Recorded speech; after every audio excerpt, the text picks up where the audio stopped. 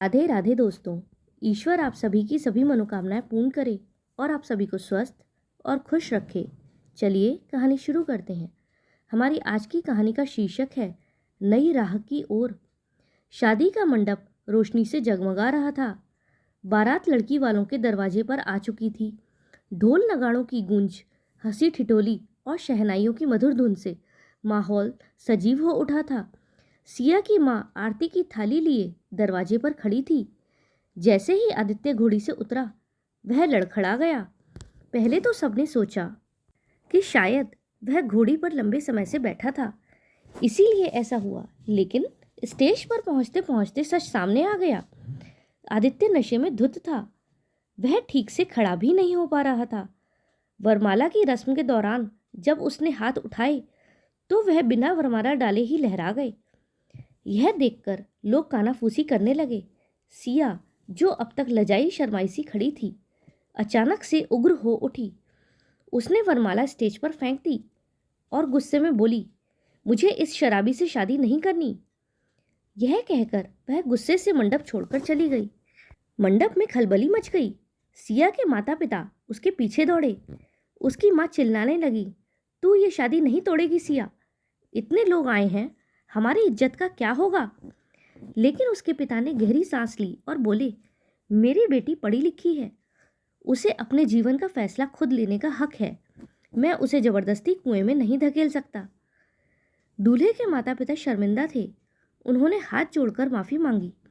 बोले, हमारे बेटे की यह आदत हमें पहले से पता थी, लेकिन हमने सोचा था कि शादी के बाद वह सुधर जाएगा। इस बात पर सिया के मामा तिलमिला गए और बोले, आपने हमारी बेटी को सुधारने का प्रोजेक्ट समझ रखा था क्या? आपको जरा भी शर्म नहीं आई हमारी बेटी का जीवन बर्बाद करने की सोचते हुए? अगर आज यह बात पता नहीं चलती तो सिया का तो जीवन ही बर्बाद हो जाता। अब यह शादी हरगिज नहीं होगी। आदित्य का नशा धीरे धीरे उतरने लगा था। उसे समझ आ चुका था कि उसकी सबसे बड़ी गलती क्या थी। उसके माता पिता उसे लगभग घसीटते हुए वापस ले गए। पूरी बारात अपमानित होकर लौट गई। आदित्य पूरी रात अपने किए पर पछताता रहा। वह सोच रहा था कि एक पल की गलती से उसने न सिर्फ अपने प्यार को बल्कि अपने माता पिता की इज्जत को भी मिट्टी में मिला दिया था। उसने मोबाइल उठाया और सिया को मैसेज किया, मुझे माफ़ कर दो सिया, मैं सच कह रहा हूँ, अपनी इस हरकत पर मुझे खुद से घृणा हो रही है, लेकिन मैं तुमसे वादा करता हूँ, मैं अपने अंदर सुधार लाने की पूरी कोशिश करूँगा और इस शराब को हर हाल में छोड़ दूँगा। मैं बदलूँगा, अगर हो सके तो मेरा इंतज़ार करना। सिया ने कोई जवाब नहीं दिया। सिया की शादी और एंगेजमेंट के बीच में कुछ टाइम था। इस बीच में वे दोनों एक दूसरे से फ़ोन पर बात भी करते थे और एक दूसरे के साथ समय भी बिताते थे। तब वह एक बार भी कभी भी शराब पीकर नहीं आया।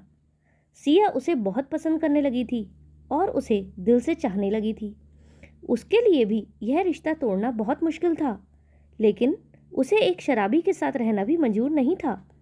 इसीलिए उसने यह कदम उठाया था। और आदित्य भी कोई बुरा लड़का नहीं था। वह बहुत ही समझदार और अच्छा लड़का है, लेकिन बस उसे यही गलत लत है कि वह शराब पीता है। और शराब पीते समय उसको यह भी ध्यान नहीं रहता कि मैं कितनी पी रहा हूँ और किस समय पी रहा हूँ। अपनी शादी टूटने के बाद आदित्य को बहुत ज़्यादा पछतावा हो रहा था और वह सच में शराब छोड़ना चाहता था। इसीलिए आदित्य ने अपने नशे की लत को ख़त्म करने का फैसला किया। उसने डॉक्टर से काउंसलिंग की, शराबी दोस्तों से किनारा कर लिया और एक नशा मुक्ति अभियान से जुड़ गया। उसने खुद को बेहतर बनाने के लिए पूरी मेहनत झोंक दी। धीरे धीरे उसके माता पिता को भी विश्वास होने लगा कि वह सच में बदल रहा है।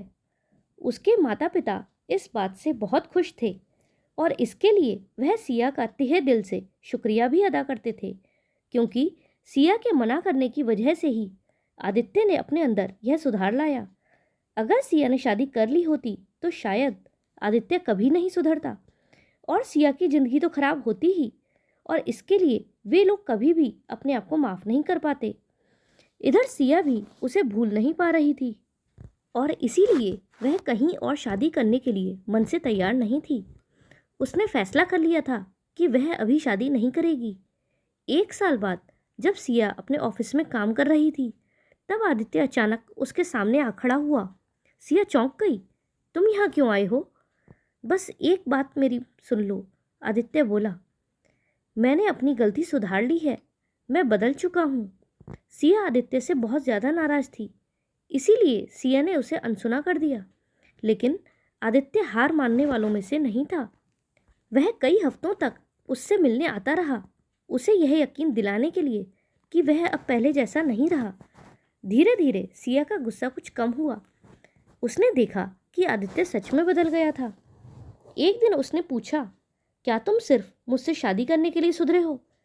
तब आदित्य ने हल्की मुस्कान के साथ कहा, नहीं, मैं खुद को खुद के लिए बदलना चाहता था, ताकि जब मैं तुम्हारे सामने दोबारा आऊं तो सिर उठाकर कह सकूं कि अब मैं तुम्हारे काबिल हूं। सिया की आंखों में आंसू आ गए। फिर उसने आदित्य से कहा, आदित्य, मैं तुमसे शादी करने के लिए तैयार हूं, लेकिन मुझे अभी पहले अपने माता पिता को इस बारे में बताना होगा। आदित्य बोला, मुझे तुम्हारे और अंकल आंटी के जवाब का इंतजार रहेगा। इसके बाद घर जाकर सिया ने अपने माता पिता को आदित्य के बदलाव के बारे में बताया। तब सिया के माता पिता भी बहुत खुश हुए और उन्होंने सिया से पूछा, क्या तुम इस रिश्ते के लिए तैयार हो? तब सिया ने हाँ में सिर हिला दिया। उसके बाद जब दोनों परिवार मिले तो आदित्य के पिता ने हाथ जोड़कर सिया के पिता से कहा, अब कोई गलती नहीं होगी, हम सिया को अपनी बहू बनाना चाहते हैं। सिया के पिता ने गहरी सांस ली, लेकिन इस बार शादी हमारी शर्त पर होगी। अगर तुम वाकई बदल चुके हो तो तुम्हें समाज के लिए भी कुछ करना होगा। आदित्य ने बिना सोचे जवाब दिया, मैंने पहले ही नशा मुक्ति अभियान से जुड़कर कई लोगों की मदद की है और आगे भी यह काम जारी रखूंगा।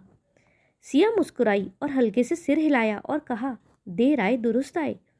उसके बाद आदित्य के पिता ने भी कहा, इस शादी के लिए हमारी भी एक शर्त है। तो सिया के परिवार वाले उन्हें भौचक्के से देखते रह गए कि अब क्या शर्त है। तब आदित्य के पिता ने कहा, गलती हमारी थी, इसीलिए अब शादी का सारा खर्च हमारी तरफ से होगा, आप बिल्कुल भी खर्चा नहीं करेंगे। सिया के पिता ने उनकी बात सुनकर उन्हें गले लगा लिया और कहा, आप जैसे समधी पाकर हम धन्य हो गए।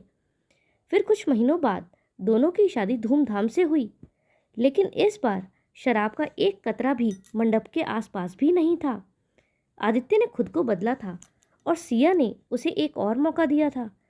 शादी के बाद दोनों ने मिलकर नशा मुक्ति केंद्र खोला ताकि और लोगों की ज़िंदगी बर्बाद ना हो। दोस्तों, सच्चा प्यार सिर्फ माफ़ी नहीं बल्कि खुद को सुधारने की कोशिश भी होती है। तो दोस्तों, आपको ये कहानी कैसी लगी कमेंट में ज़रूर बताइएगा। अगर पसंद आई हो तो वीडियो को लाइक करें और चैनल पर नए हों तो चैनल को सब्सक्राइब करें। हमारे साथ अंत तक बने रहने के लिए धन्यवाद। जय श्री राधे।